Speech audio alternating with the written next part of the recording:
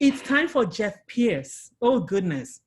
I can't say, this is another person that when I talked to him for the first time, we could have gone on and on, but we connect right away because he believes in the mind, body, spirit, and soul, in putting everything together, in not just your social self, but your spiritual self as a child of God, and all those things hand in hand together. So Jeff, I'm not going to say too much again. Just go right ahead. Thank you. Well, thank you, Toyin, for the invitation to present today. I will try and stay as focused as I can since I'm talking about our thoughts, okay? And as I mentioned before we went live, is that we are all this far from success. And that's the distance between our two ears. Okay, if we focus on our thoughts, because our thoughts are the first step to all achievement. If you think about the Wright brothers, if they didn't think about flying, we wouldn't have airplanes. If Bill Gates didn't think about creating Microsoft, we probably wouldn't have the computers that we're all using today. So thoughts are the first step. And as these young kids and women and men that are about to take that next step, okay, in their life, they're going to realize that there are going to be times that they're going to be facing fear. They're going to face anxiety. They're going to have issues with focus and motivation. And where does it start? It all starts up here, okay? So when you think about the definition of mindset, it's the established set of attitudes. And all our speakers before me have all spoke about their attitude. Janet brings the great wisdom to the power of gratitude, okay? And Alina talked about your identity. Well, your thoughts in your head are a huge part of understanding your identity, because our thoughts are going to first come out in the feelings and the emotions that those thoughts give us.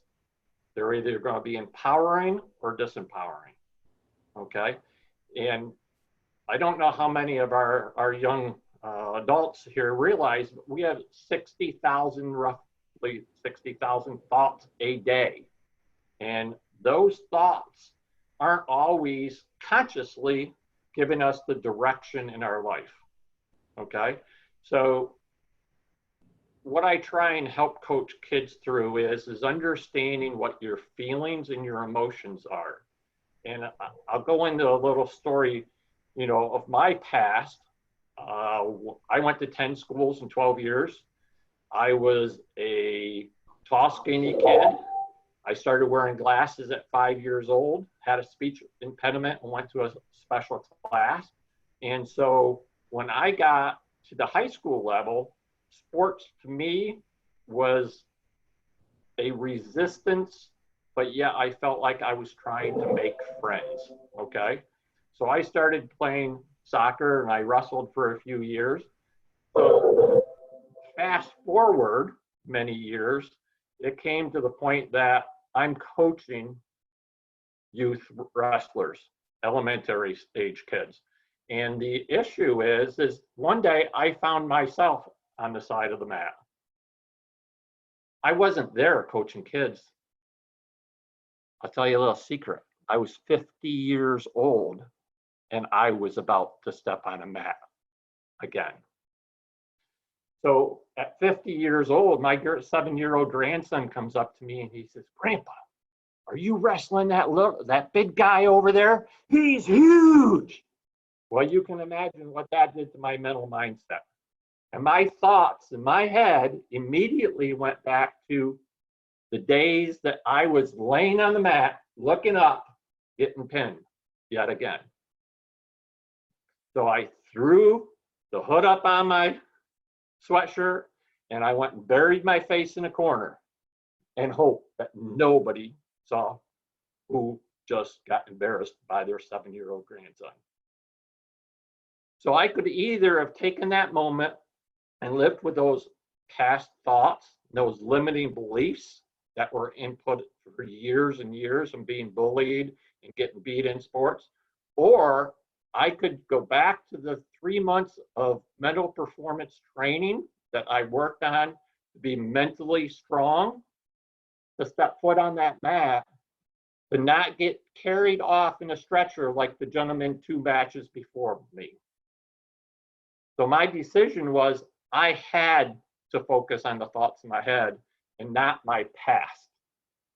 We can only move forward by taking that next step. And that next step could only be a 1% shift or a 1% change, but it's a progress.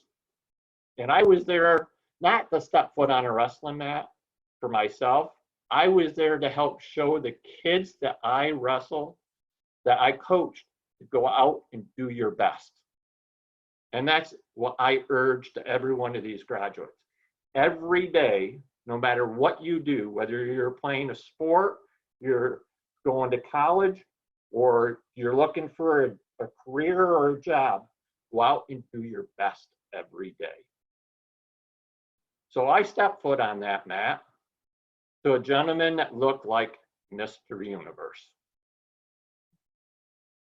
Little did I know, but I found out after the match, it was a 28-year-old Marine, and it was a rematch of David versus Goliath.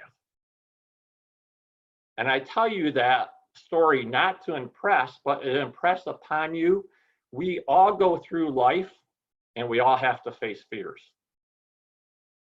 And how we handle those fears starts with the thoughts in your head.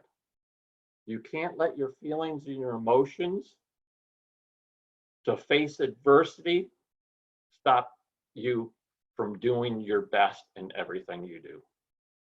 And Toyin mentioned that I talk a lot about connecting your head, okay, which are your thoughts or your mindsets, because that's your foundation of your thoughts, is the start point of that achievement.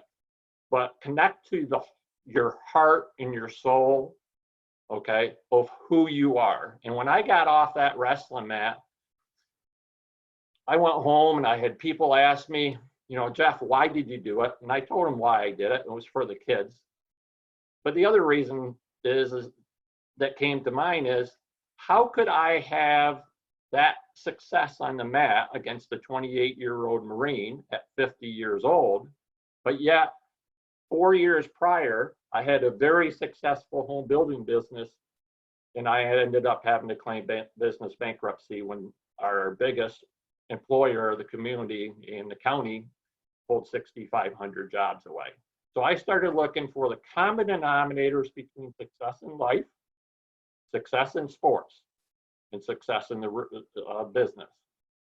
So out of that, after reading, and here's a gold mine for our graduates, never stop learning.